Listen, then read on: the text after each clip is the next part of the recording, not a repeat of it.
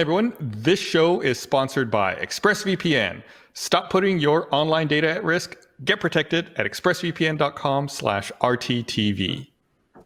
Hey everyone, welcome to the Rooster Teeth podcast. I'm Gus. I'm Gavin. How'd you know they were going to you? I'm John. I'm Barbara. And I'm Gus. It's the order we would have 500 times, probably. You've not done the 600. podcast 500 times inside your house, so shut up. That's true. Thank you, John. But Gavin always just come right after me. It's Gus, then Gavin. It's true. It's the way of the order of the Phoenix. Has anybody done anything this week? No. All right. See you guys next week. It's been fun. Fun chats. I said this to Barb this weekend, but I kid you not. I had the recent thought that I looked at the date and I went, "Oh, it's June. It's almost Christmas." That's where I am with time and how things are progressing. It's also halfway through June. Yeah, it's June 15th today. Right. We're halfway through. We've been in in quarantine for 3 months. Lockdown. Wait, asterisk to this entire conversation. We are allowed to bitch and moan and complain about quarantine. That does not mean we do not think it's important, and that is necessity in order to combat this virus. So that's an asterisk parentheses. No, John, it's over. We're opening up. It's Yeah, done. the virus is done. It forgot about everybody. It's just like, oh, you guys think it's over? I guess I'll just peace out of here. If for some reason you do have to go out, wear a mask, please, for the love of God. I read a story the other day here in Austin about some guy at Walgreens who was getting too close to another customer, and so the customer asked him to maintain a social distance, and so the person who was getting too close spit on him and then started chasing him around the store, and then started threatening to kill the manager of the Walgreens because he didn't want to a lot of people spitting, using coughing as a weapon. Yeah, did you guys see a real Alana's pleasant tweet? Place. You guys see I'm glad you live today? here. What happened to Alana? So Alana just tweeted this a few minutes ago. She wrote, a man just aggressively coughed at me because I, a person who is immunocompromised and has respiratory problems, moved several steps wide of him as he was walking towards me without a mask. So that's where we're at now, I guess. Cool. It's like, it's not enough that some people don't want to wear masks. They actively don't like other people doing it. That's what's surprising to me. That's what I didn't expect. Because I was thinking to myself, I'm going to keep wearing a mask, because I might get it and I don't want to pass it to people. Other people are now seeing that as a challenge. What is wrong with people? The thing I don't get is how people have made it a political thing, as if the virus won't affect you one way or the other. But they say, like, I don't know, it just seems weird that wearing a mask is now somehow equated to being a Democrat instead of just... Like, I'm concerned about my health and the safety of other people. Gus, we were supposed to be buddies. Oh, we were going to wear masks. I forgot. I see my mask right over there. It's such a left-wing move to wear a mask. Hold on. I'm going to go get my mask. I don't get how it's... Oh, they're all gone. Gavin, it's just you and me now. Finally. I just don't get it. Oh God. Okay. Well... No, I'm only kidding. But yeah, I had to go out into the world for the first time since March. I haven't actually really been anywhere, but I had to. And I learned two things. I can't understand what anyone is saying because I guess I use lip reading for Americans a lot more than I thought. And B, this beard does not fit masks. Like, it just puts the beard... I was going to ask. Mask here. And what it does then is it separates my chin beard from my neck beard, and they become two separate entities. When I take it off, it's like indented. It looks ridiculous. I need to shave this. You have to get a brush and you're like rebrush your beard out after you're done. You sound like that mask is in your mouth. You do. I also love how it's almost the same tone as your skin tone, so that it almost looks like if you were from far away, it would just look like you didn't have a nose or mouth. Like if I blur my eyes. John, I like yours. Yeah, it's one of the washable ones that I have. Yeah, I don't go out very often. I try to just go out and like we talked about this, buy groceries like once a week. Yeah. Just to try to keep things at a minimum, and of course, always wearing a mask. Look at you. That's a cool one. My mommy made me this one. Do you have Bane? No. I want to get That would be cool. what I want to do is I want to get one that has my face printed on it. Maybe like one that's a little closer to my skin tone, and then get like my nose and my mouth painted onto it. That way, it still looks like you can still see my face. But you're always smiling, or with your Maybe teeth scowling. frown. Yeah, Okay. keep it consistent. Keep it in character. What's the name of the bad guy from Mad Max Fury Road? Oh, Immortal Joe, Immortan Joe. Immortus Joe? Yeah, that'd be. I think that's the best mask. Sort That's of a good one, too. teethy look. Yeah, I love how people are getting creative with it.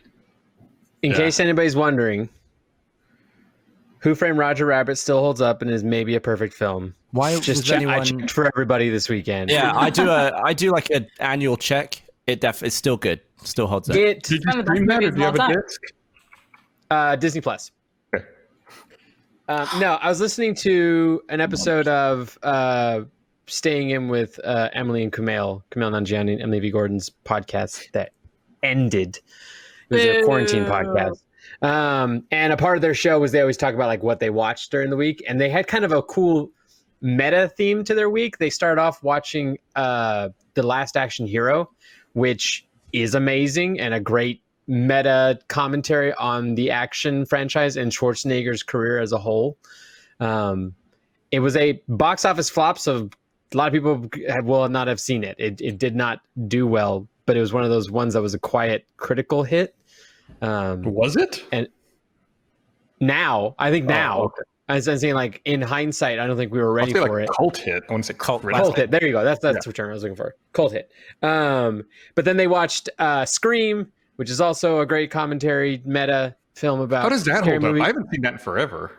It holds up as well. I had never seen it before until like maybe 3 years ago. A friend finally got me to watch it, and it's amazing that it manages to be a meta commentary on horror films and slasher films, you know, as a genre, but then also being a scary movie in itself while commentating on scary movies. I can never remember what's in Scream and what's in Scary Movie because Scream is also Scream also kind of parodies the genre, and then Scary Movie is a parody of Scream. Right. It was like a and all double. the It other was slashes.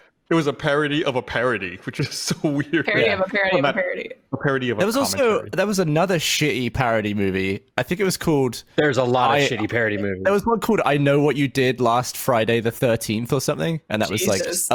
like a lower tier scary movie.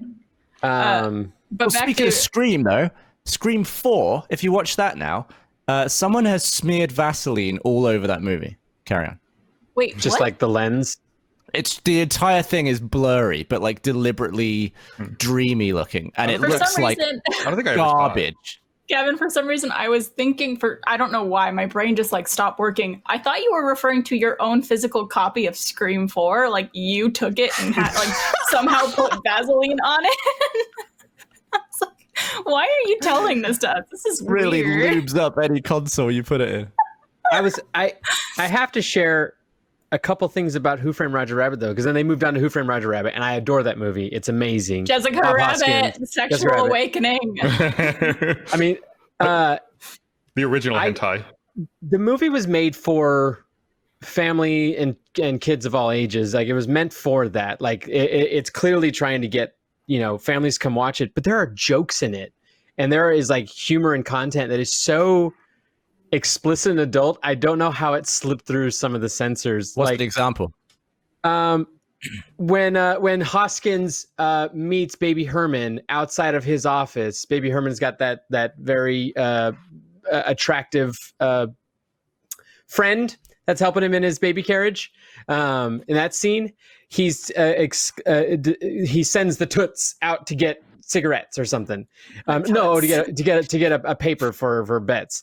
And Bob Hoskins' character comments on how attractive she is, and he says, "I got a 50-year-old lust and a 3-year-old dinky." That's a line from Baby Herman. Sounds about right. Yeah. I like you keep calling him Hoskins. His name is Eddie Valiant. John. Eddie Valiant. there's plenty of like Jessica Rabbit is a source of adult content through the entire thing, and I'd never caught this line before.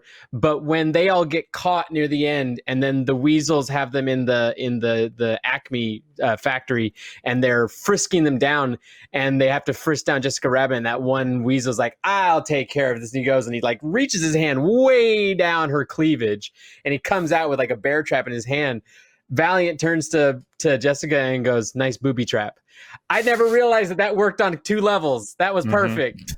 Genius. Something that movie was they like said booby. That movie I think provided my first ever nightmare, which is I'm blanking on his name now, but the villain in it, Judge Doom is so scary. When he has that change and his eyes pop out, like after he gets steamrolled. When I killed your brother, I talk just like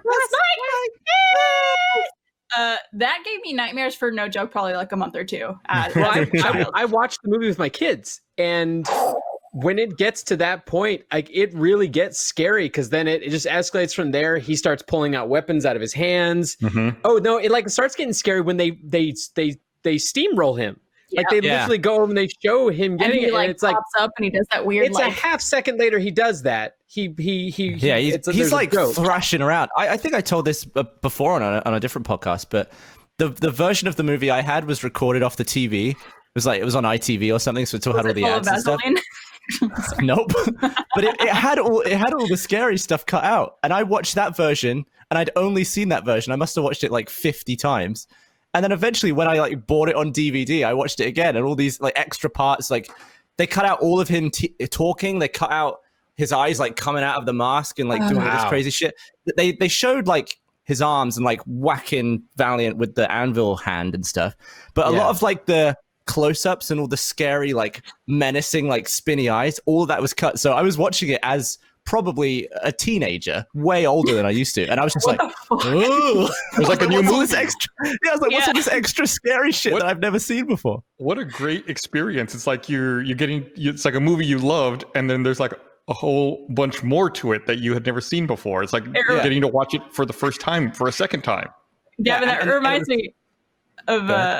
I was gonna say that reminds me of that episode of Friends where Phoebe talks about how like her mom always used to stop the movies before they would like get sad or scared. Yeah. There's a great term that comes out of Who Framed Roger Rabbit that was later used in the industry, and it refers to the level of extra effort and detail they went into doing the animation in the film. They had these like rules they wanted to break that you never break with animated stuff with live action people. Like they wanted to move the camera around a lot, they wanted to mess around with lighting a lot, and they wanted to have the animated characters interact physically with the other people a lot, which is something you don't do. You think back on like Mary Poppins. It seems like a nightmare to do. There's so many like practical effects just to sweeten the reality a little bit. Like there's a scene when Judge Doom has his saw blade going right by Valiant, it's like blowing his tie. Like there's a fan on him clearly, but it's like that is such a lovely little attention to detail. The term they use comes from the scene while Roger is handcuffed to Valiant, and they get to the hidden room inside of the cafe, and they're hiding out and trying to razor saw the handcuffs off because they're stuck. They at one point they hit a lamp overhead, and the lamp is swinging, which is changing lighting back and forth rapidly. It's crazy. If you watch Roger, they meticulously animate the shading and lighting on him so it matches the lamp as it goes around, and the camera is moving. Wow. And there's no CG. They're just drawing over the top of the frames or the film frames. And like if there's like a robotic arm or something, they'll just cover it up with the drawing. But there's like no calculation. It's all just done. It was a whole other level of cell animation that they would draw over the regular cell animation, which was the lighting that they would add onto that would make them look like they lived inside the world. And that's from 88, right? 1988? Is that how old it is? I'm pretty sure it was the late 80s. 87 or 88. The term, by the way, is bumping the lamp. It's a term that's now used for like going that extra mile. It's called bumping the lamp. Oh. If you watch that sequence alone, the entire handcuff sequence of even inside of Valiant's office, and you watch all the interactivity that happens, and watch even just the handcuff that's attached to Bob Hoskins along the way. It's brilliant. It's insane what they do through that whole. I'm gonna leave. I'm gonna go watch that movie now. I know. Did you, Part of me is Barbara- like, I want to watch this after the podcast. Barbara, did you bump the lamp last night? I was actually going to make a joke about Bump the Lamp because it reminded me of a video that Trevor showed me yesterday, and I'll see if I can get it. But oh my god, it was a video from the perspective of the eye in Pixar when the lamp comes in. And it's like a horror film of just like it comes stomps in, it because you know how it like jumps in and like stomps it down, and so it's like all bloody and shit. It's just really gruesome. But when you said Bump the Lamp, it reminded me of that and masturbating, according to Gavin. Apparently, it's a new term. Yeah, there you go. I think there was also a bit where they got the eye line of Roger Rabbit wrong. Like Bob Hoskins is looking straight ahead when he should have been looking down. So in animation, they made Roger like press up against the wall on tiptoes up to on like it. match the eye line. It's like, oh, that's a fixed it in post. genius way, to fix that. Wow. But in the podcast they were talking about, like, again, on the horror of the film, like rewatching the first scene where Judge Doom introduces Dip, the acid that can kill a cartoon. He straight up just murders a cartoon just the boot to exemplify what it can do. It's like paint thinner and like acetone and stuff. It's like actually stuff that you clean off paint with. But he like just dips it, and then it comes out and it's like red paint, but it looks like blood all over his glove. It's grotesque. Kids were tougher back then. But there is like a genre of kids movies where directors believe that you can still scare kids and they will enjoy it. And I think that still is true with certain films, that you don't have to just like, you don't have to do what ITV did for Gavin, and just get rid of all the scary parts. Like kids, my kids watched and they were immersed and loved it. What do they think about The Exorcist? John, I know you watched Trolls World Tour. Were there any scary parts in that, or was it just all? No, that movie is cotton wrapped in like marshmallows and sunshine. And Travis McElroy is in it. It's the Trolls movies. I can't get into the Troll movies right now. We can't do that. But they're actually not bad. They're not Who Framed Roger Rabbit. Of course not. But they're not like Emoji Movie bad or anything like that. I don't think or what's the stupid Sandler vampire ones? Sandler. Hotel Transylvania. Hotel Transylvania. Oh my god. Are those bad? I never saw those. Oh, they're so bad. They're so bad. I guess you would have seen more of them having to entertain kids and stuff like that. My kids have no discernible taste. They will just watch anything and loved it. They are. I mean, which is what I think we probably all were at some point. We're just like, give me cartoons now.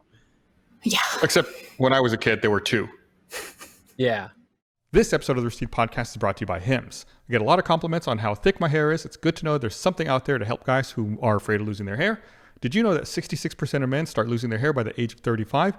That's 2 out of every 3 men on the planet. And the thing is, when you start to notice hair loss, it's too late. It's easier to keep the hair you have than to replace the hair that you've lost. Hims is helping guys out with licensed physicians and FDA-approved products to help treat hair loss. Hims was created by someone who knows some men's health conversations are easier online than in person. No more awkward in-person doctor visits or long pharmacy lines. Hims is completely confidential and discreet. Answer a few quick questions a doctor will review, and if they determine it's right for you, they can prescribe you medication to treat hair loss that is shipped directly to your door. Get the hair loss treatment everyone is talking about. You can order now. You can get started with a free online visit today by going to forhims.com/rooster5. You can see the website for full details and safety information. This could cost hundreds if you went to the doctor or pharmacy. Go to forhims.com/rooster5. That's forhims.com/rooster and then the number 5. forhims.com/rooster5. It's crazy now to think that this is the old man part of the podcast. Like when I was a little kid, pre-internet, it's like I was watching cartoons that were made like 30 years before I was born because there was nothing else. Like you had no choice. There was nothing you could actually watch. It was either like watch Bugs Bunny cartoons from the 40s or watch Scooby-Doo and Phyllis Diller from the early 70s. It's like It's either that or the Munsters. But I mean, even when I was a kid, it was so limited that you had cartoons on at a certain time of each day at most, which is why Saturday morning cartoons was a thing, because it was an extended block of time where they would have cartoons. Or you would have like VHS of stuff. And I went to the library just to rent out cartoons to watch, just to like check them out, just so I could have something to watch. I mean, it's actually how I was able to get like a lot of like non-US content to be able to watch, because they wouldn't play it on our TVs, but they might have the VHS at the library. If there was a service that you could sign up for that allowed you to go back in time and spend like a weekend as like 7 or 8 year old you, and no responsibilities, no fucking like school or any, like, let's say summertime 8-year-old you, how much would you pay for that service? Can we changing time? No, you just go back. It's basically you're going back in time to. We're going back in time, changing nothing. Changing nothing. It's just like you could pause time, go back, spend a weekend as 8-year-old you, and then come back. Can I instead go to like, I don't know, 18-year-old me when World of Warcraft came out and I just played it nonstop? Yeah, I mean, basically whatever time you felt most free and relaxed and happy. I mean, anytime but now. Anytime but now. Yeah. It feels like anything you get out and just. The funny thing is that if you asked my kids that when they're adults, they'd be like, "No, I don't want to go back to when I was stuck in quarantine." I can't imagine how terrible it is for a kid to just be stuck inside all the time. Some of my neighbors have kids, and I hear them like every now and then in their backyard. And it's like, you can't, poor kids, you can't go anywhere, you can't do anything. It's just like you're just stuck at home. Can't even see your friends. Yeah. Awful.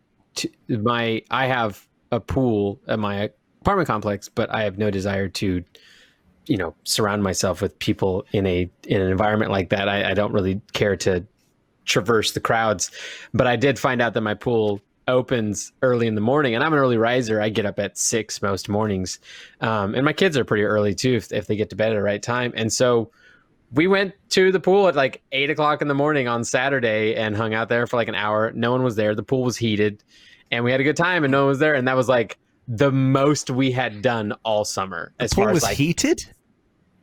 It was. It might not have been heated, but it was warm from probably the day prior still, because it's still hot. 40 degrees outside. I guess that's what I was referring to, is that the pool wasn't cold. It was warm, it was 8 in the morning and not super hot out yet, but it wasn't like the pool was freezing. So they jumped in, they were fine. Does anybody else have this annoyance, or is it just me? Starting at this time of year, and then for the rest of summer, cold water doesn't exist. Like when I go in to take a shower, it's like I barely put any hot. It's like you turn on all cold. It's like, well, I mean, I guess it's kind of cool. Like if you want a refreshing cool shower, that does not exist until November. Like, it's just been baking in a pipe. Right. It's like I realized, because normally I've got it's like one knob. You go from like cold to hot. Like normally I had been putting it pretty far into the hot because it was winter, and then now it's like barely up at all. So it's almost entirely cold water, cold in air quote water. There are about 500 people in chat who think they're so clever from calling out that I am an early risinger. Someone even tagged me so that I would say it. I am not a deliverer of your puns. Deliverer. So yeah, I guess I've been watching a lot of YouTube videos. I get some strange, I don't know how YouTube decides what it's going to suggest to me, but I get some really strange suggestions. But I saw one over the weekend. I think I actually saw this on Reddit, where it was a guy makes a knife out of sand. Did anybody else watch it? It's like a 20-minute long video of this guy. Japanese guy? Yeah. He just has I've watched sand. a bunch of his knives. Yeah, he just like separates all the component pieces and makes a knife out of it. It's like it almost has a weird ASMR quality to it, because there's no talking. It's just the sound effects and the occasional text overlay with that just has the name of what he's working with. Did he pour something out of a cow? Yeah, he did. He poured stuff out of a cow. We've seen the same shit. My ASMR consumption has gone from I'll watch some before bed to I have it on almost all the time now just to help me calm down. Oh, there's a girl I found. I will send. Actually, there's two. I have two favorite ASMR artists that I'll send to you, John, depending on what you like. What's your style of ASMR that you like? It varies. It honestly is like it's a lot of different stuff. Gotcha. I don't like crinkles. Crinkles are too harsh of a sound. What about soft crinkles, like tissue paper crinkles? I hear that. I can handle that, I guess. I just want ASMR of Gavin asking me different ASMR sounds if I would like them or not. Do you like this? Tissue paper? Soft How do crinkle you or feel about tapping? Tapping on like wood stuff. I like the wooden sound. I feel like that gets me pretty There's good. this short 6-minute video that is it was an original uploaded on another channel, and then there's this other channel called Unintentional ASMR that aggregates stuff like that. It's just a 6-minute video of this Irish dude making a sandwich. It's so relaxing. I've watched it on repeat. I wish it was longer. I want him to just like make like 50 different sandwiches in a row. Oh, I forgot to say the channels too. It's it's either latte ASMR or ASMR latte. Ooh. It's just beautiful, beautiful videos, so intricate, and she like goes so into detail. Like it'll be like, you're getting your like a facial or something, and she'll have literally all the tools and all the setup and stuff for it. She goes crazy for it. And there's I've already subscribed. Another one called It's Bliss, and I think Bliss has like 3 S's. It's bliss. It's Bliss. It's BLITZZZ. I don't think there's a T. Blitz? Nope, this ain't ASMR. It's loud and I hate it. No. No, wait, it is ASMR. It's just, I guess you got to find the right ones. But she gives like people, like she does their hair or gives them massages or does like some type of role playing thing. Oh, no, but she's they're actually in the video. They're in the doing video. it on. She's doing it on people. And How every bizarre. time I see them, I think, how the hell do I somehow become friends with someone who owns an ASMR channel who will do that to me for 2 hours? Her channel is weird. She has like, I've never seen anybody who's an ASMR channel who doesn't just have ASMR. Like she has other stuff that's just regular noise level crazy stuff. Oh, this one's got a kitty in it. It's so good. It's if you guys want to relax, I know ASMR is weird to some people, but those two creators, it's something. It's weird for me now. Like it wore off for me. Like I can't get the tingles anymore. And I was like just a smack addict trying to chase the tingles. I used them all up. It doesn't work on me anymore. You maybe just gotta find something different. I had the head massage, and that was just peak ASMR. Nothing could get better than that. Yeah, it filled you up. R.I.P. Baba. Well, you can, if you want something relaxing to listen to, you can listen to me talk about plane crashes on Black Box Down. Relaxing. Actually, the opening sequence of Black Box Down, it's not ASMR, but it is I like the audio work of how Black Box Down starts with the ding sound of the flight, and then you have that background airplane and airport noise while you in like hushed dulcet tones introduce us into what the Stage. The mystery is. It's a really great introduction to a show that gets you into the show. Yeah, it works. I like it. Yeah, we have our 10th episode. Yeah, our 10th episode is this week, and then we're taking a short break, a couple of weeks off to catch up on research, record some more, and then we'll be back. You're going to refuel? To refuel. I was texting you recently, Gus. I was asking you about the Concorde and why there aren't any like billionaires who privately fly their own Concordes and stuff. And Oh, it's, like, the whole right. thing. But then I went and watched I listened to the Black Box Down about the Concorde. I think the third one. That's the third. Yeah, I think. Yeah, I think it's the third or the fourth. I liked it. It was interesting as shit. They ride the Concorde in. This is such stupid movie trivia, but in the Selena remake with what's not his name? Not Harrison Ford. The other gray-haired dude looks like him. Pretty Woman. What's his name?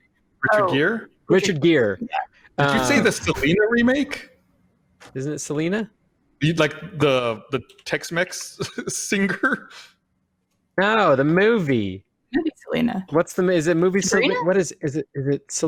Maybe it's not Selena. What's the movie? Who Framed Roger Rabbit? Who Framed Roger Rabbit? So in Who Framed Roger Rabbit, they fly a Concorde, and it's pretty cool. I've got really called Sabrina. Eric Sabrina. Fedora There, I knew there's a chick's name of that. He's screaming Sabrina in our chat. Who's screaming? Oh, there's a channel for that. Okay, I forgot. Yes, you said Selena instead of the singer from Corpus. Who, I was like, what are you talking about? They remade that movie? That doesn't make any sense.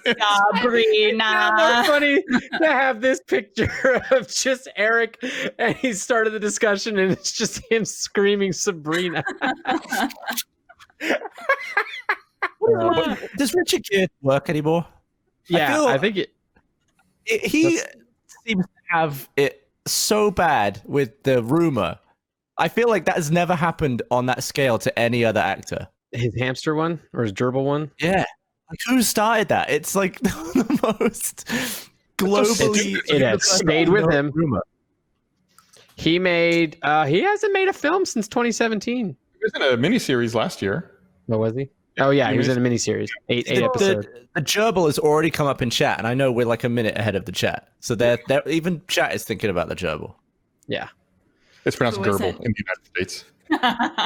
gerbil.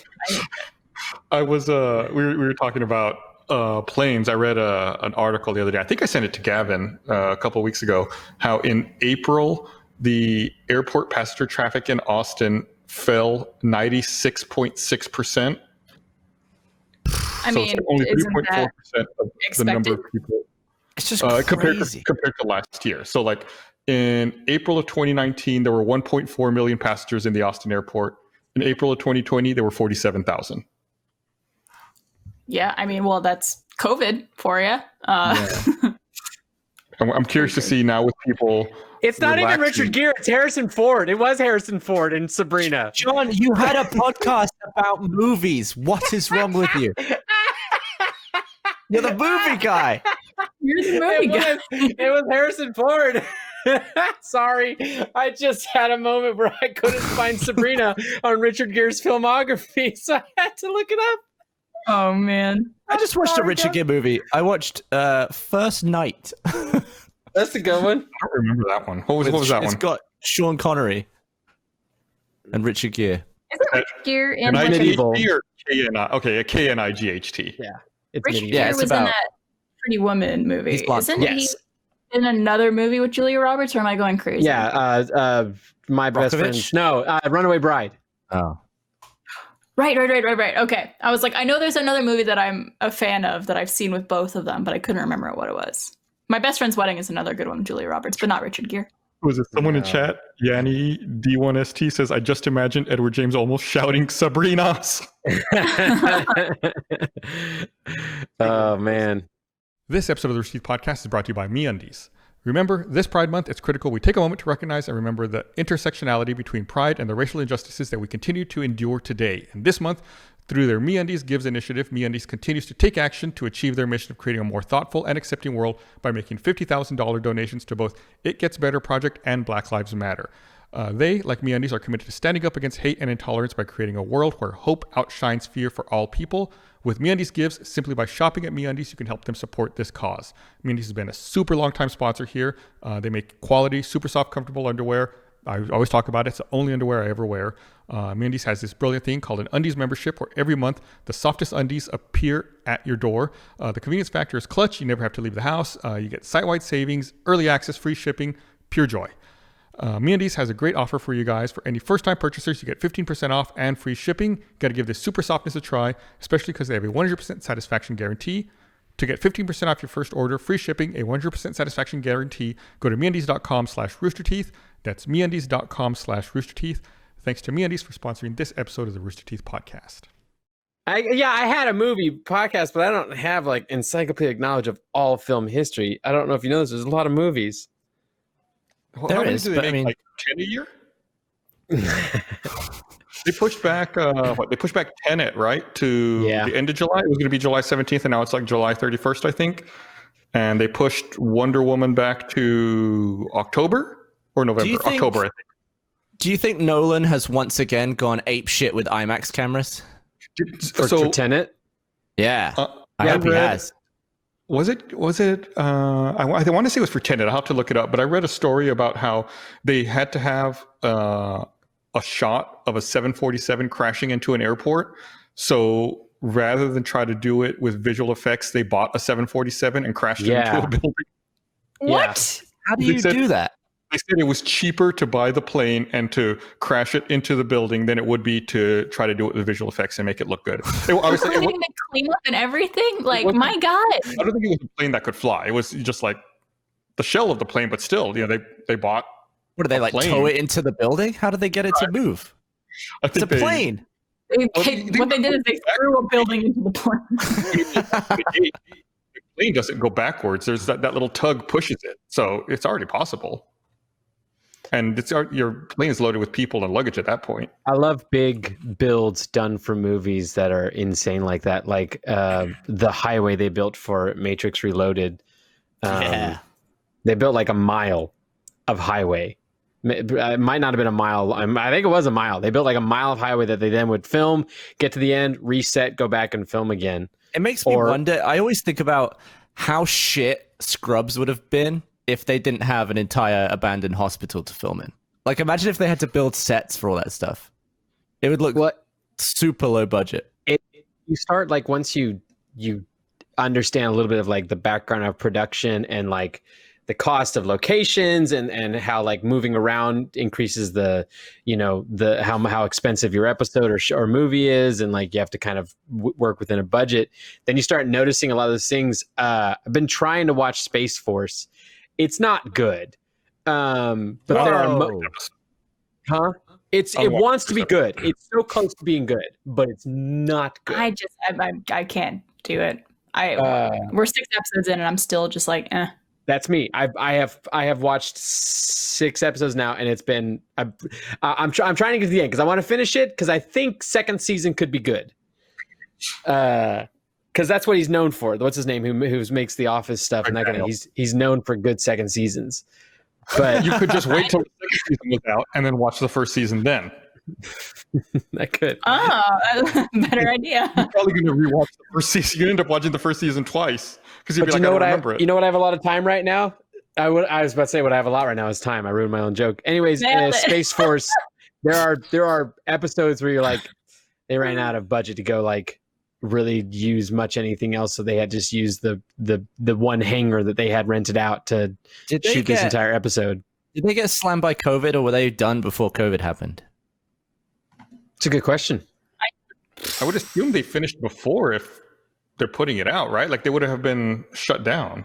Yeah, I mean, it would have had to be in post months ago for it to be hitting Netflix now. So I would think that they probably finished in 2019 and have been working post all of 2020. There's a chance. I had to guess, just based off knowing how much work that stuff takes. I was going to say another impressive big build for a movie was the terminal that Spielberg built for The Terminal. That was built? Yeah, they got a hangar and just built out that entire central shopping area. Wow. And yeah, there were some super impressive builds on, like, all the early Bond films had, you know, like megalomaniac bad guys who always had, you know, like a layer in a volcano and stuff. And there was a guy called Ken Adam who used to build all those. They were absolutely ginormous. There was one that had like a rocket in it, and they had to build a building around the set just because no sound stage would fit it. They were absolutely massive. I think they had, at the time, they had like $4 million budgets for the film, and they would just give him $1 million of it just to be like, make a bad guy base. And it's just like the scale of it. I think it's for You Only Live Twice, where there's like 100 stuntmen rappelling from the ceiling of the base in the volcano. It's like amazingly impressive to know that they did all that for real. Wasn't there a movie filmed in Austin, or I forget where it was, but I want to say it was for Battle Angel Alita? What? Yeah, they built a set next to us. Weren't they going to build like a whole city or something like that? Or am I thinking of something else completely? I could have sworn there was a movie being... Yeah, I think that's the one. Okay. They filmed on our lot, and then later had that experience that was a walkthrough experience that they used a bunch of sets from the movie to then kind of build a walkthrough kind of thing with a futuristic bar and stuff like that. Yeah, that was there. Gotcha. It I was guess like a South by thing as well.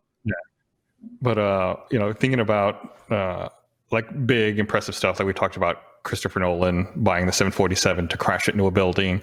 He also had that opening sequence in The Dark Knight Rises where the one plane attaches to the other plane and like they they rip the wings off and pull the people out of it.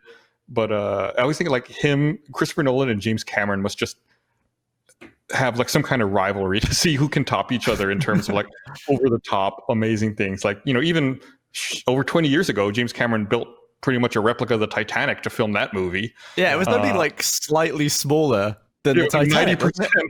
Yeah. And, someone pointed out King's Landing from the last Game of Thrones season. That's a real place, though, wasn't it? How they actually like. But I think they built it out. But there was some type of base, I'm sure. I think where a lot of the battles took place when they broke into the gates, like a lot of that was set because I've seen some of the behind the scenes on that. I see. Yeah, the documentary they did on Game of Thrones. What was it called? Like After the Last something.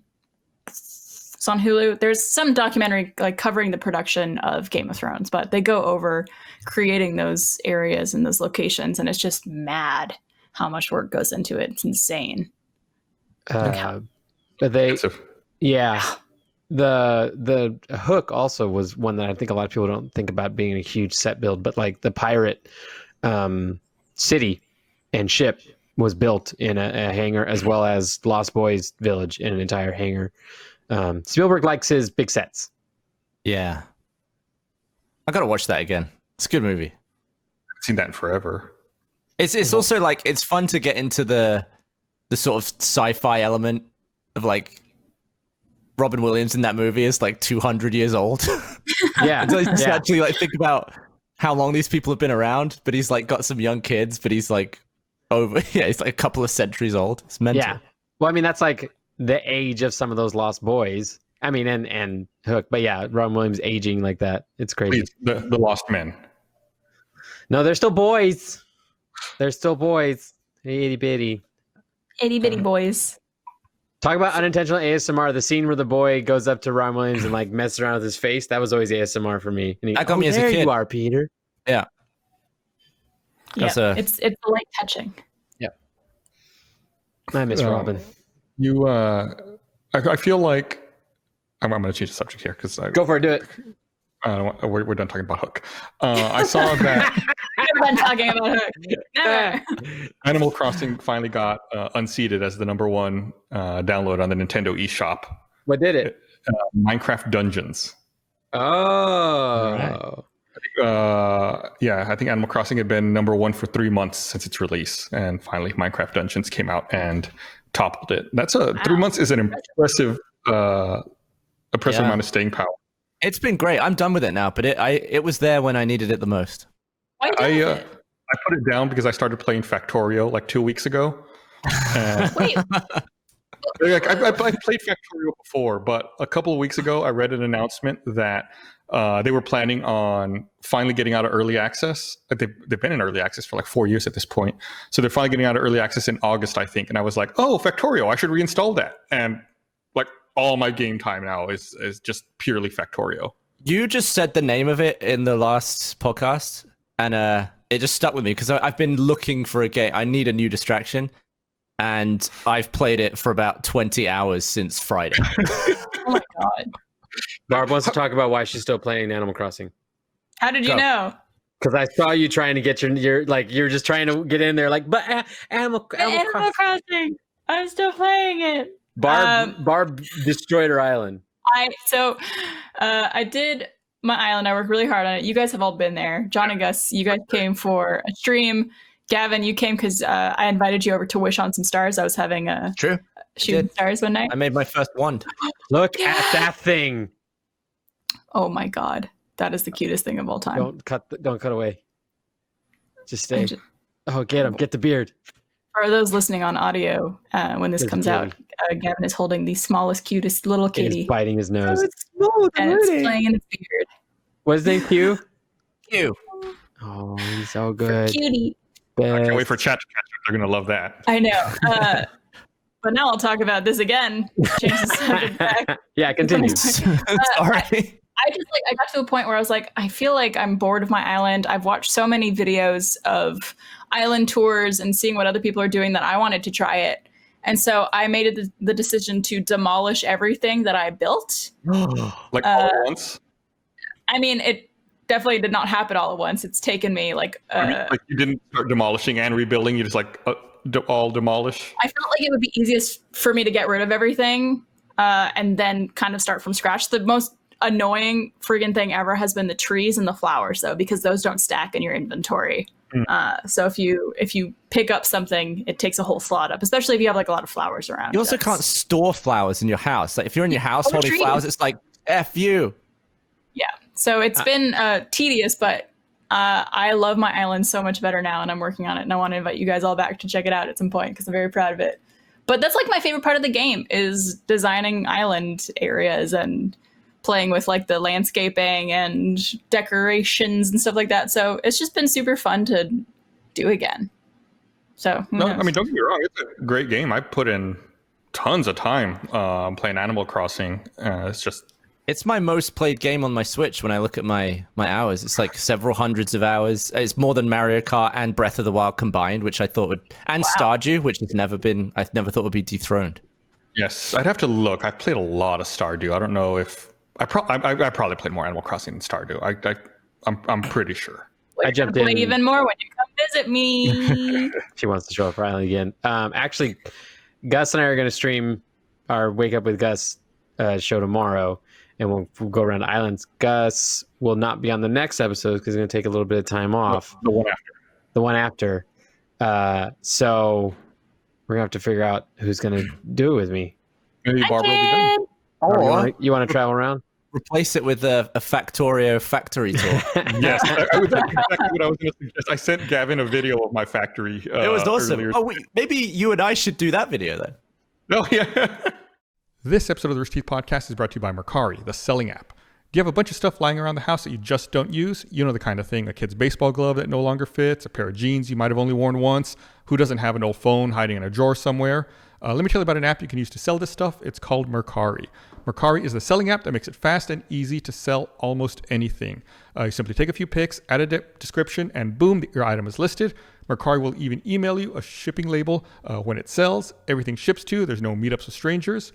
The app has over 600,000 reviews on the App Store with an average 4.8 star rating. So why not give it a try? With millions of people using the Mercari app in all 50 states, stuff really sells. With over 150,000 items listed every day, users are selling everything from fashion to electronics, toys to sporting goods. So don't let that stuff you don't use go to waste. Sell or buy almost anything on Mercari. You can find Mercari on the app stores or at Mercari.com. That's MERCARI, Mercari, the selling app. Man, now I want to play Factorio. I've always struggled to do a good job of explaining what that game is to other people. I always say you're a person stranded on a planet and you try to research and build factories to eventually build a spaceship and leave the planet. But that really doesn't properly describe the game. It's just all about resource gathering and lining up factories to build things quickly. It's like it's all about efficiencies and like improving and fixing bottlenecks, and it's very satisfying. But I feel like it's so exciting for me right now because I know I'm just like chipping away the top of this giant iceberg of a game, and I'm so early on. I'm like learning all this stuff. People can make some insane automations in that game. Don't take this the wrong way. I was gonna say, when you brought up this game and talked about it, I don't know if I necessarily was like, oh, this is something I want to play. But now that it's been confirmed by someone else that it's actually fun, because I feel like your type of fun is very different sometimes from my type of fun. Sure. It's like you like, processes and stuff like that. It's definitely an uglier game than Animal Crossing. Like it's very like RTS looking brown, sort of really like super aliasy graphics. But man, is it it's so, and the worst part about it, and I feel like it's even worse than Animal Crossing at this, there's no stopping point. Like, you're always like, oh, I just want to make this new kind of furnace, and I'll put the furnace in where my old one used to be. But then you see that it's making shit faster. So you're like, oh, now I've got to upgrade the belt, and now I've got to change everything further on in the and there's you just keep wanting to do more and more and more until it's like 4 a.m. Or worst case, even worse, you're like, I'm going to put the new furnace where the old one was. Oh, the new furnace is 1 square bigger. I need to make a little more space for it. Reroute the electric everything. furnace. That's me basically in Animal Crossing, is like everything needs to be perfect, especially now that I'm redesigning stuff. Sorry, I'm reapplying my lip gloss. But it's so anal about it. I feel like I'm really bad at the game. Like, I just make spaghetti. Like, instead of tearing down areas that are no longer efficient, I've got way better stuff. I just build around it, and you can like tunnel under stuff and come back up again. And I've just got stuff that's like going around other stuff, and then I'm like, oh, this one's making science packs, but if I drag all the stuff to another one of those, and then I end up like putting a second assembly robot thing next to it, and then I'm trying to like trail all my other stuff up and around all the first shit I put. It's a colossal mess. But I just need to get better at like fully redoing areas. The worst, and the thing the mistake I always make, and the thing that always drives me crazy, is when you try to run 2 pipelines next to each other, and then inevitably they want to connect to each other and like mix their fluid, and you're like, oh, yeah. I need to keep space between these, or one needs to go underground and the other one go overground. I'm now after listening to you guys and you, Barb, talk about how you tackle these kinds of things. I'm very curious how our gameplay we're going to record tomorrow is going to go. I'm taking them and Blaine into Raft, and we're gonna play Raft. They've never played it before, and we're gonna see how that works out. It's going to be an interesting dynamic for the 4 of us to survive together on the raft. I don't know a single thing about this game.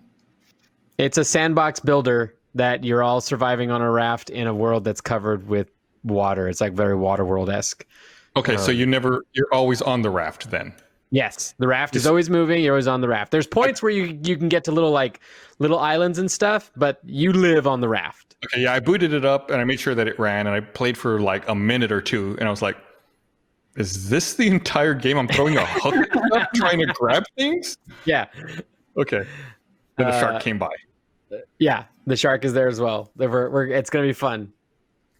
I'm excited. I've been loving being able to do more gameplay stuff now that we're working from home. It's been something that we started picking up just because like we're not able to do things in person, obviously. So a lot of the things we would do together, like different games and whatnot, we've now adapted to either doing on like Tabletop Simulator or just playing a game in general. And man, it has like reawakened. Re-awakened? It has awoken my love for video games that I once had many, many years ago. Awoke. It's been so much fun. Yeah. Yeah, video games are great.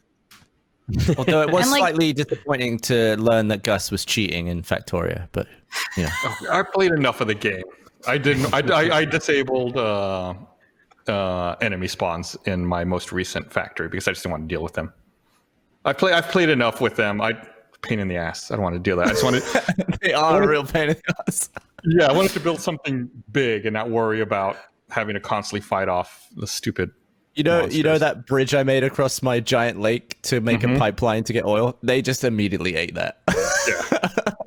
I saw I think in that little video you sent me, there was an attack happening.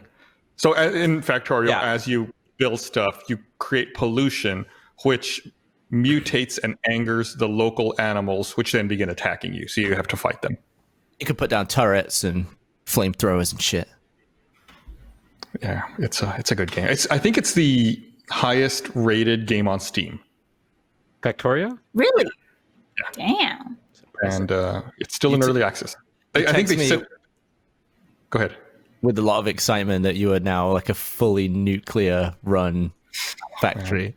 I find, because building the nuclear reactor is one thing, but when you farm uranium to fuel your nuclear reactor, there's only a 0.7% chance you get the correct uranium isotope.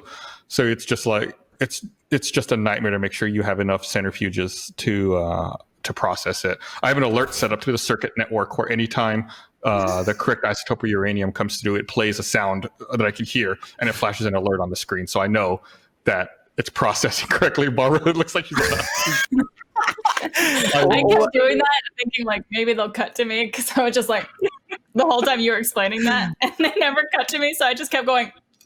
I built a car and I was driving around and I found my first like lump of uranium ore and I was like, I am not ready for that yet, and I just drove away from it. It's good to know where it is. It's a fun game. It's a real fun game. The last episode of RT Podcast had to have come out before the Bill and Ted trailer and poster, right?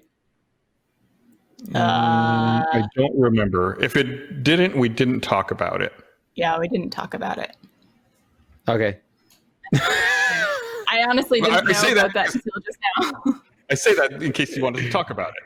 Oh yeah, I was just reminded by it coming out, and I'm a huge Keanu fan, and the trailer looks dumb as hell, and I love it. It looks like it's gonna, those movies are supposed to be dumb, so I'm glad that they're sticking to it and then being dumb. And Keanu is a treasure to be protected for forever. Yeah. End of my rant. When does that come out? Does that come out? I mean, I ask. No, I don't think. It actually says summer this year. Do you think no that's actually date. going to happen? I don't even know that Tenet's going to come out at the end of next month. I hope it doesn't, because I'm not going to the movie theaters. Yeah, it's I feel like, and they spent a lot of money on it, right? That movie had a huge budget. You know, what do? Do you keep pushing it? I don't think Christopher Nolan would want to do a direct release to home. You know, I think he really likes the theatrical experience and the IMAX presentation. Well, especially with how much he shoots 70 millimeter, like you're not going to benefit from that, on a TV. Well, not as much. How could you? Is there a way to benefit from 70 millimeter at home and have the right experience? Get like a 200-inch TV. I don't know. I mean, I don't know On it. the data on what that could would you require. I think it's the a home- equivalent of like 20K in terms of resolution. Right, 'cause it builds the frame up, right? So is it 12 or is it? I can see numbers over your head, Gus, right now. I literally can see numbers. This is weird. I just know it's like it's more detail than any of our TVs can properly show. Yeah. Massive. And then at worst, like you would have, like worst case scenario, you would get like a shitty pillar box version on your home TV, which you wouldn't end up gaining from that. You'd end up losing. It wouldn't look right. When are we going to go back to movie theaters and feel safe? Next year? Okay. I'm sure that places like the Alamo Draft House are going to open up before that and just do what they were doing at the start of all this, which was just only selling seats a certain amount of distance away from each other. I mean, maybe post-vaccination they'll put out all these movies again in theaters if they've come out already. Just, I feel like people would go and support Tenet if they've seen it already. They would go and watch it all big. Well, I mean, I'm watching how people are respecting any sort of like social distancing and masking right now. So I think if theaters were to open right now, people would go. Oh yeah, I'm surprised they aren't. I mean, I've heard that some gyms are starting to open, which to me is wild because that's just people are touching everything, people are sweating, breathing heavily. Like, I don't know, man. That seems like one of the most potentially dangerous areas to be in while this is still happening. Yeah, Gavin, don't go to the gym. You know what? I was going to, but now I won't. Damn, so close. Okay. You go good. I'm glad we talked you out of it. There was that. I sent John a list. Was it yesterday? It was like a team of doctors had ranked potential activities you could do from least dangerous to most dangerous in the world that we live in right now, as far as possibility for spread of a COVID infection. And I think the most dangerous was like going to a bar. That was like a 9, if I remember right. There was some on there that didn't make sense to me. Like, for example, they said going to buy groceries was like 3, which is pretty low risk. But then like right next to that was staying at a hotel was also a 3. It's like, how is hotel that? was low risk. I think a lot of it just comes down to this point is that it comes down to proximity to other people's respiratory expulsion. Haven't they recently done some studies showing that it's not necessarily as much contact, like on surfaces and stuff like that? It's more about breathing and doing it indoors in confined spaces where the air can't circulate. So like I can understand a hotel because you interact with the person at the front desk. Maybe some places don't even need that anymore. You could self-check in, but then you go to your room, and as long as it's cleaned in there, like you're not interacting with anyone else. But my brain does go like to get to the room. Yeah, there is confined spaces the entire way. Maybe they have some type of like policy on elevators and stuff like that. Hopefully, like we still don't fully understand this. We still don't know, and everything's reopening. Oh yeah, see the CDC put out 2 statements a day apart. One saying, what was it? They pulled it back. They put out a statement that what was it? That quarantining wasn't really necessary, or was like really masks weren't really necessary. And then they were like, no, wait, no, this is based off of information we have not figured out yet. We shouldn't have said that. It's like, yo, you're the CDC. Yeah.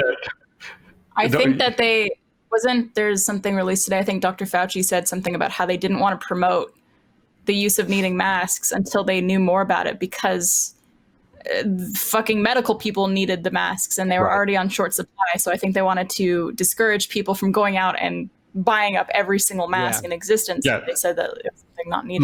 Look at what happened to toilet paper. Right. I feel like the world is almost returning to a bit of normalcy because I regularly see toilet paper in the store now. Well, I think it's the initial panic that, everything, people freak out, they need to buy everything, and then but the only difference in the situation of the world from when there was no toilet paper to now is just that way more people are dead now since then. Like, that's the only thing that's changed. We still are in the exact same goddamn predicament. Mm-hmm. Nothing's changed. I like that. People have realized that things aren't like, people don't need to panic buy. People don't need to supply their households. Like, things are still open and functional, and supply chains are still.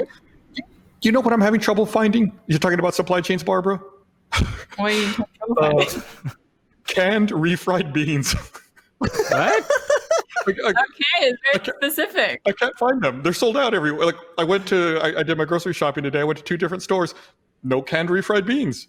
Did you really need them that bad that you went to 2 stores? Listen, I like refried beans. Have you thought about frying them twice yourself? Well, the thing is, you have to make the beans first, and that takes a long time, and I don't have a crock pot. I mean, I guess I could do it, but it's just easier to buy a can of refried beans. I'm surprised you're not doing some type of like delivery service for your groceries, Gus. We had mentioned it once a few weeks ago, but I felt like I could take better caution myself and take better control into my own hands versus someone who I didn't know. That's true. It's a calculated risk. I know some people go the other way. This just my thought process. This is how I ended up. Yeah, Trevor and I have been. I mean, we used to do Instacart even before this was all happening, but we've been using it now to get groceries every time. And something that makes me so annoyed with on the Instacart app is the place you order food from. When you search bananas, it comes up with bunch, like banana bunch. And so the first time I saw this, I was like, okay, I just want 1 bunch. So I just put 1. And then when I got my order, I got 1 banana. And I was like, well, this is not right. So then every other time I did it, I said like, okay, like 4 or 5. I put 4 or 5. And I would always get 4 or 5 bananas. And I was like, I don't know why they have bunch here. This is stupid. We get our groceries this week. I ordered 5 bananas. We get 5 bunches of bananas, 13 pounds of bananas. Oh my God. And so Barbara, I texted a bunch of my friends who I knew lived like near me or like able to get to me. And I was like, does anybody need bananas? We have a surplus. This is the most first world problem of all time. Your magic button made too many bananas appear. Explain that to a caveman. It's so silly. Just make a bunch of banana bread. I ended up being able to give some bananas to my friends, but it was just an embarrassing situation. I thought you can switch between pounds and each on the app. You probably could. I just like every time I've done it that way, it's worked out fine. So I just didn't change my ordering. And I guess the person who was doing my groceries somehow thought I wanted 5 bunches of bananas. It's probably the one person who actually read it instead of thinking it was 5 bananas, actually read 5 bunches, right? You probably got reported to some like exotic animal helpline. They think you've got a bunch of chimps. I like how everyone, like I knew this would happen in chat because when I texted my friends about this, they're like, oh, you can make banana bread. Everyone always does that. But I've never made banana bread before. Are there other ingredients you would need to make banana bread? Like, No, is it something? it's mashed up bananas thrown in the oven. You just carve it into a loaf and put it in the oven. Like, it's like I don't have other ingredients to make this. I can't just, oh, I have bananas. Let me just make banana We'll just bread. order 9 pallets of flour.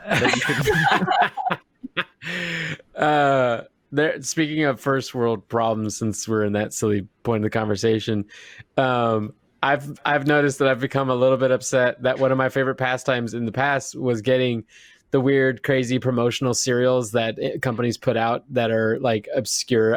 It's kind of like Face Jam stuff for cereal. That's one of my favorite things because of the quarantine, because of like everyone going in and everything like that. No one's putting out weird cereals. It's all the normal cereals, and I miss them. That's it. Do you? Oh, I wonder if anybody reported Barbara for hoarding bananas, like, or if anybody started wondering, like, does she know something we don't? She's making a run on bananas. Like, we need to buy bananas now too. it was embarrassing. I literally opened the bag and went, oh, sorry. I opened the 2 bags. I got That person probably thought you were crazy. They were like, this woman wants how many bananas? She's going to get stopped up. She must be making a lot of banana bread. right. And that's like, people are just like, oh, just freeze them and stuff. But like, Just a freezer. Yeah, you could make full of smoothies. You'd make yeah, it's like an experience and stuff like that. But I never, chop them up, freeze them. I managed to offload 2 of my bushes. Oh. It came with the whole tree. It's just, Nope, just a got bush of 5 bananas, not a tree, Kevin. There's a Sorry. bush. There's a bush of bananas. I unloaded 2 of my bushes. Oh man, terrible. I need But, to like, grow, I need literally- to go tend to my banana bushes right now. And Trevor can confirm this. Literally, anytime we're about to eat, or that like someone mentions that they're hungry, I'm like, "You want banana? Do you want a banana? Do you want 2 bananas?" Anyway, we've gotten through a good amount of them, but woof. That's so good. They're not worth it. You can't have too many because I mean they're green for most of it, and then you get a couple of days of yellow, and then the brown. Right. Yeah, it's unfortunately, or fortunately rather, not as bad as having an avocado, which is like not ready, dead. Yeah, you just look at it and it's done. Yep. You breathe on it too much, and it's like, oh. I got irrationally excited when I went to the store earlier today, because I saw for the first time this year they had Vidalia onions. I don't know if anybody else ever eats Vidalia onions or cares. It's a very small window of time where you can buy a Vidalia onion, and they're so fucking good. I went through the entire display to find the most perfect one, and I was like, I'm gonna eat this onion. I'm so excited to eat it. I have to Google it. It's a I've yellow. never heard of that before. It's a yellow onion. It's grown in a very specific part of the United States, and it's super sweet and delicious. It's just the most perfect tasting onion. It's amazing. I'm gonna cut it up into rings, and I'm gonna put it on the grill. Oh, it's gonna be so good. Oh, I'll be honest. It just looks like an onion. No. It's like a flatter. It's flatter. Where did you put this?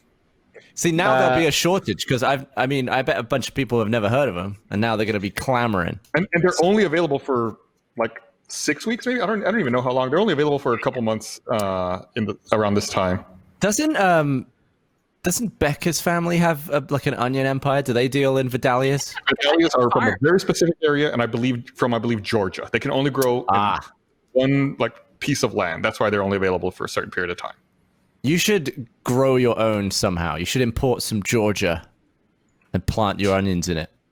Something about the soil.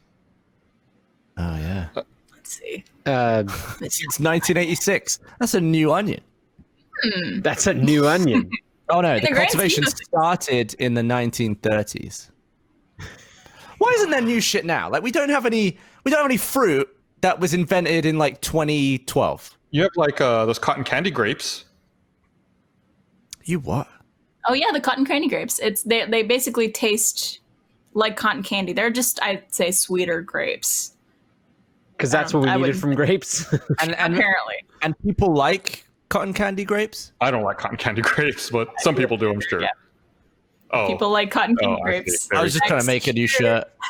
No, because people don't like. Well, I don't. So I'm What not. is the newest fruit? There's got to be other stuff. Like That's a great Google search. Introducing the Pitaya 2018's hot new superfruit. I don't know what it is. It's just a pitaya? dragon fruit. That's just a stupid blog talking about what the hot new fruit is. Oh, they're ancient. sumo oranges. That's new. That's like relatively new thing. What's You your had a- favorite fruits? You got a sumo orange. A sumo orange is the greatest orange ever. Is it like a satsuma and an orange? I believe so. It's like a. I want to say yes. I can't remember Hey, off the top of my head. What are You y'all's wanna favorite play fruits? a game called How Old Is This Fruit? I like pineapple. Pineapple's your Pineapple. favorite? Y'all Yeah, want what- to play my new game called How Old Is This Fruit? Hey, can we get the graphic? Yeah, I Eric, think can we that's get a the really graphic? good idea. I don't have a graphic ready for it, but maybe if we could re-roll an older graphic. Shane, do we have a Yeah, graphic just that we can like play a- for this? Like a placeholder? There we go. Ready to go. Oh, amazing. Okay, welcome People to my who new didn't show. watch last week, Shut up. have Welcome to no my idea. new show Don't called. tell me to shut up. You shut up. The fucking podcast. We make Host jokes the on top show, of each John. other. Host the show. Get on with it. We already saw the graphic. Host This the is my show. called How Old Is This Fruit? Welcome to my show. I'm going to read off a name of a fruit, and I need you guys to guess what year this fruit was released to the public. All right. Okay? If you need, I can give you a short description on what the fruit is. I would like Um, the description. This is our first fruit is called the Orangetti Spaghetti Squash.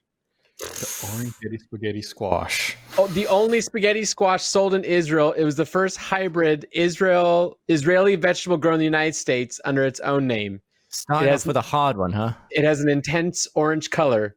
I also have the year it was started developed. It was released to the public in 2012. 2012.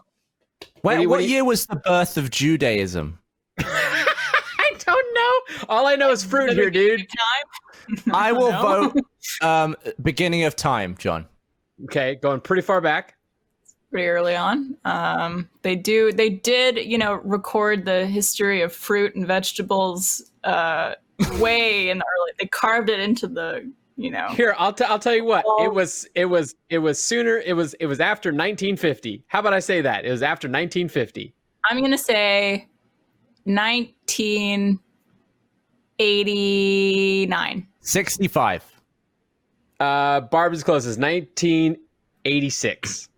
Ooh, Wow. That's the same year as the Vidalia. Same year as Who Framed Roger Rabbit. Paris began developing it in 1979. You spent like 7 years working on a fruit. Like that was someone's like. Yeah, but thing. if you're going to get a hit, like if you're going to have the next banana, 7 years is nothing. I just read something dumb here. We're working on a hit here, people. Maybe This I'm squash dumb. is a hit. The Vidalia onion was named Georgia's official state. I read that wrong. I am dumb. Never mind. Did you think it was a fruit? Yeah, I said fruit. It says vegetable. I must have had a stroke there for a second. Okay. Do next you have one. another fruit? Wait, let's get the graphic again because it's a new round. There we go. There we go. That's a cool graphic. All right. This one's called the Black Galaxy Tomato. Ooh. And it was another Israel fruit. There's a lot of good fruit coming to Israel. But we don't know if What? it's good. We use a lot of fruit. The dark salad staple was developed by some people using a pigment derived from blueberries. This could be probably the best Israeli-based quiz show that Rooster Teeth has ever made. This stuff looks wild. These like it's black tomatoes. I will guess 92. 1992, 2018, because I feel like I haven't even heard of that. 2018, Bimmy. 2001. I think Gus is the closest. It was released to international markets in early 2012. That's a pretty new fruit. Very new. So young, so fresh. All right, final round. You got another one? Final round. Roll the graphic. Roll the We graphic. maybe get a more classic sort of a fruit that we may recognize. So cool. Cool graphic, dude. What is this thing? That's just a stupid hybrid. I'm trying to find ones with the date. Immediately think of Animal Crossing. What hybrid?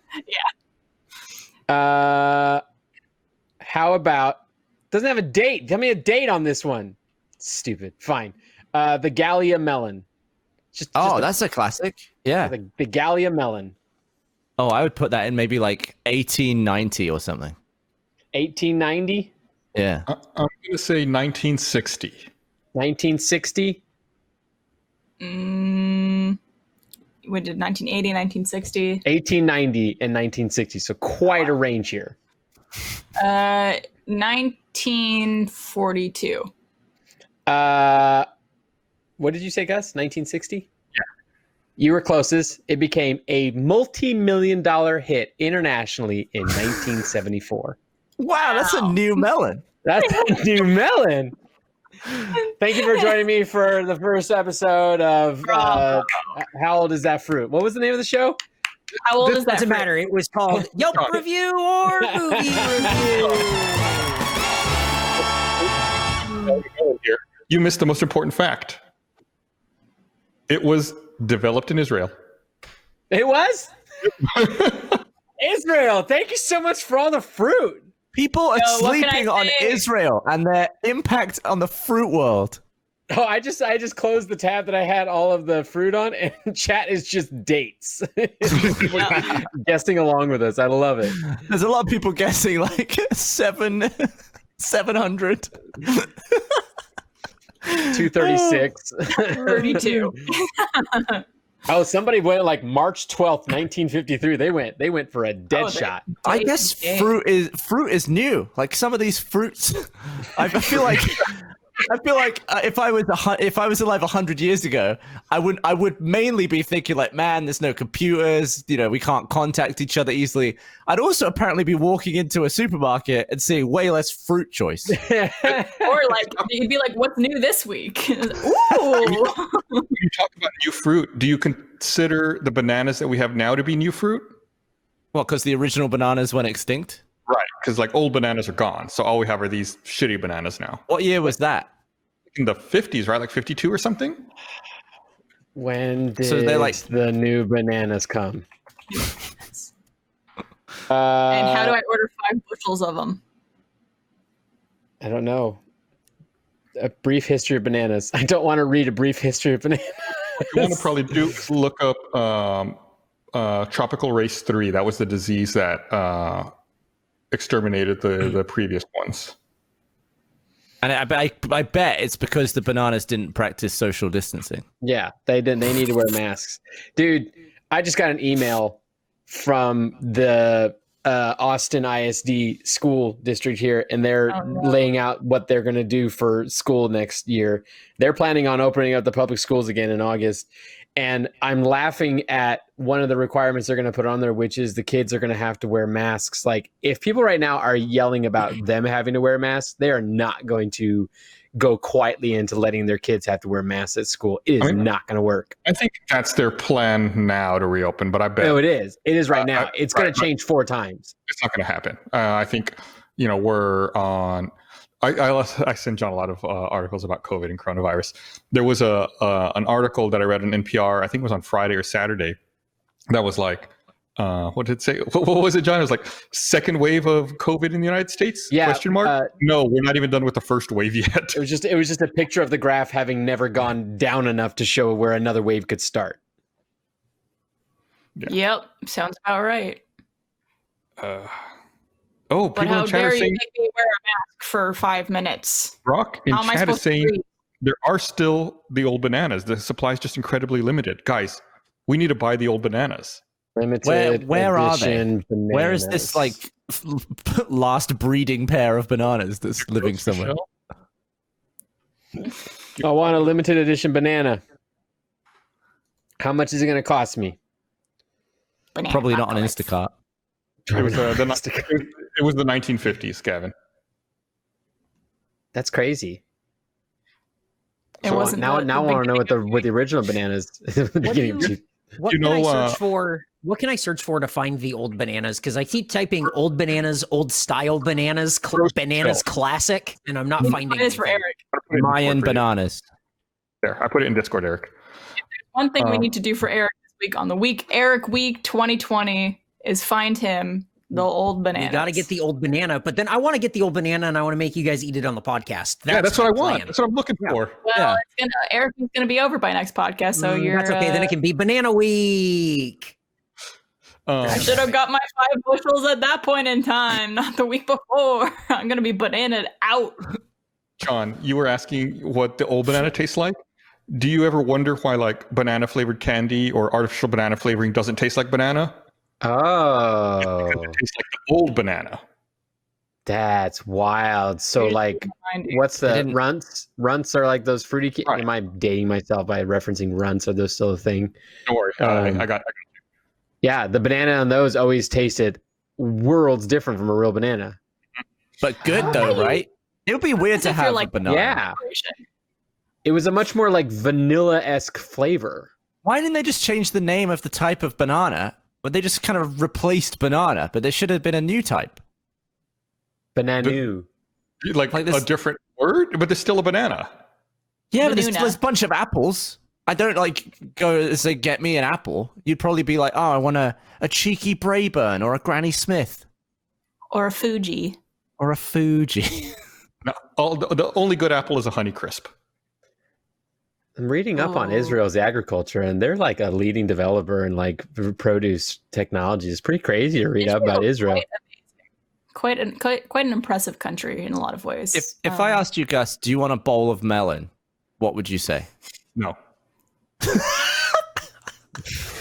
Wait, I want to know why you asked the question. I want to know why Gus just flat out had that answer. wasn't expecting that answer. no, I don't like melons. That's I such don't a like weird it, like. but my honeydew. I don't know if there's a single melon that I like. Watermelon. Hate it. What? You're Can't broken. stand Trevor also doesn't like any type of melon. He doesn't We've like already watermelon. established Trevor's broken. Does he like cucumber? I don't know. I know he doesn't like pickles. Obviously, Melon is inoffensive. It's just fodder for your fruit salad. It's to like break up the different bites of pineapple. It's just melon. There's nothing offensive about melon. Except their existence. So according to my dad, they were called Gros Michel or Michel, and now they're called Cavendish. Mm-hmm. He might have sent that after you guys figured that out. Gavin, I'll take some melon. Right, you want a bowl of melon, John? Yeah, I got melon in my fridge right now. I served it to my kids for lunch. What kind? Watermelon. Yeah, I'm on how I a- asked what kind, because some melon is good and some is gross. I name a gross melon. Cantaloupe, yuck. No, cantaloupe is Yeah. so good. One of my least favorite. So refreshing. Watermelon top, honeydew second, cantaloupe third. Absolutely, Cantaloupe is so good for you too. It's fine. Like I don't dislike any fruit. I don't think, but I don't like it if it's been in the fridge. When it's just too sometimes cold. it's too. Too cold. Too cold. It sucks when you buy something that you have to refrigerate after opening, but it's like it tastes so much better before you refrigerate it. There's like a bunch of things like that where it's like, I don't want to put this in the fridge. I wish I didn't have to. It would be so much better if I could just leave it out all the time. Do you want to know? There what should the be crazy- an area of the fridge that is warm. Pantry. What's that drawer? That's the hot drawer in the fridge. Oh, okay. What's the one without the Next to the cold mailbox. Next to the cold mailbox. I'm gonna blow your mind about something that no one ever puts in their fridge, or few people do, but apparently most brands you're supposed to. You're supposed to put almond butter in a fridge. It's not supposed to be left in the pantry. Huh.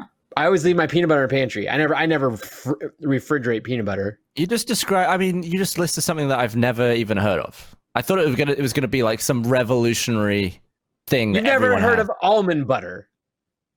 I've never had it in my. I've never owned any. You guys refrigerate ketchup? Yes, I do. Well, Yeah, I thanks. do. You're don't supposed to really- not have to because it's vinegar based, I believe, right? It basically, I think it takes like a year or potentially just under a year to expire, and you don't have to refrigerate it. And I grew up in a household, I think maybe even longer. Yeah, I grew up in a household where we didn't refrigerate the ketchup, and I remember when I started living with Trevor, I was just like, oh, I usually don't keep the ketchup in the fridge, and he goes, what? Like, are you crazy? Yeah, I guess try like to keep there's such a lot out of the fridge. Like I don't like putting butter in the fridge. It's But that's unspreadable. I think I don't know. I might be speaking out of turn, but that's a more common European tactic is not refrigerating as much. Like Yeah, we just had it out like under a little dish. Stop eggs. flies going in You it. guys never put your eggs in your fridge? it's crazy. No. I mean, there's a slot for them in most fridges, but yeah, you can leave them out. I didn't know that. I thought you had to refrigerate eggs. You guys just for leave some your reason. milk out, you know? I think you have to refrigerate the ones in the United States because of the way that they clean them. Air I quotes. believe you're correct, Gus. Like I remember I've been to supermarkets like in New Zealand, and if you're looking for eggs, they're just like in an aisle with the other stuff. According to Eric, they have a thinner shell in the States, so I think that's maybe why. Some weak eggs. Reasoning. He said Due to cleaning. Look at this guy. I always put butter in the fridge, but I wish I didn't because whenever you want butter, you want it to be at least room temperature. But I use butter so infrequently that I think it would just go bad, right? Does butter go bad? I'm sure I everything will- goes bad, right? I mean, yeah, eventually. I just feel like That's one why you of the buy a least- single stick of butter and you're set.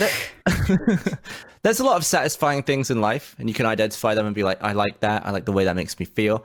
The most unsatisfying thing, I think, is when your butter is rolling like a ball, ripping up your toast, and you just can't spread it good. Yes, I will agree And with that. therefore, get it out of the fridge. Get it out. Unless they wash the butter differently in America. How do you wash your butter, Gavin? I think I just need to buy a butter. You put it in the butter wash. just put it in the dishwasher. I still remember the first time I went to a friend's house and they had that butter dish on their counter. It was like some ceramic thing, like a thing with Yeah. a cover on it. And I was like, what's under there? And they're like, butter. It's like, why is it just out on the counter like that? And they're like, so it stays at room temperature. We could use it. And it's like, but you, like in my mind, that was the equivalent of like leaving milk out just like on the counter. I was like, how can you do this and it's not ruined? Yeah, I was my mind blown. In England, the opposite is sugar. Like everyone in England keeps their sugar in the fridge, otherwise it melts. Really? It melts. What? I mean, you can Full say bullshit. things. I don't believe you. I fucking hate I'm gonna go put my sugar in the fridge now. Yeah, we just got bowls of caramel set out. Well, you put it in the fridge and ants won't find it.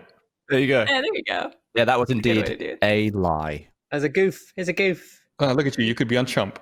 I'm way too Ah, that'd have been gullible. wicked. I read, we're almost out of time here, but I read a crazy story I wanted to bring up before we go. I read this story, I guess. I don't know. I guess in the country of Taiwan, anytime you make a purchase and you get a receipt from the cash register, It says made in Taiwan. It does say made in Taiwan, but it's got lottery numbers on it. And every couple of months, the government runs a lottery and picks one of the numbers that's printed on a receipt at random, and you win money by collecting and just holding on to your receipts from stuff that you buy. Why do they need people to hold on to receipts? I guess the reason is that they want merchants to run things through the cash register and get receipts. That way they're reporting their sales tax correctly and people aren't just paying cash and keeping it on the books. Ah. So it's like a roundabout way to get people Yeah. to keep track of the money and then report it. That way the government gets their cut of tax appropriately. Yeah. I was just wondering because every time they do something like that, there's like an ulterior motive of why you're incentivizing something like that. But I can't think of why a consumer would need to hold on to their receipts. I mean, it's Yeah. good at like for certain like tax purposes if you are claiming. if you're going to something on itemize taxes stuff, or yeah. But the government doesn't need you to itemize. They don't need you to. They don't need you to. Did you ever have the lottery as like a TV show? Like whether they do Yeah. the lottery on telly? Yeah. They do. The, I mean, that is pull a the full numbers. show, but it'll maybe be on the TV for like a minute, maybe. Oh, so there wasn't like a big like Saturday night event where they'd wheel out the machine and they all had different names. They would wheel the machine out, but they would be done like in a minute. It would be like right at the start of the news. They would like bring the machine out and then pull the balls, and that was it. Pull the balls. I've read. I don't remember off the top of my head, but I've read stories before about how years ago, like people would look at, like you talked about naming the machine, like people would know how likely certain balls were to come up in certain machines, and God, then that's crazy. Right, it's like certain weird manufacturing imperfections would mean one. It wasn't totally random. Like one, or it was random, but one ball would have more of a chance of popping up than another one, and people would try to play the probability that way. And Yeah, I think when the UK started doing National Lottery on TV, they had 3 machines, and they were called Merlin, Lancelot, and Guinevere, and people would know like what had happened on different machines in the past. It's the whole thing. Yeah, I mean, it's not a huge advantage, but it helps. I think we're losing Barbara. Are you okay, Barbara? We're losing Barbara. I've got a twist and I've just been playing with it all day. Pull the ripcord.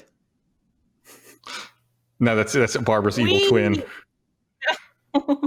All right, well let's wrap this up. We got to go. We got another stream coming up here in just a bit. I do want to say thank you to all first members for watching and supporting us. If you're watching this, you can make a free account at roosterteeth.com. Maybe you could also become a first member as well.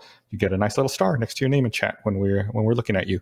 Okay, there you go. Thanks to first members for supporting this stream. And if you're not a first member, go check it out. Why not? All right, thanks for watching, everybody. We'll see you guys again next week. Bye. Bye. Thanks, guys.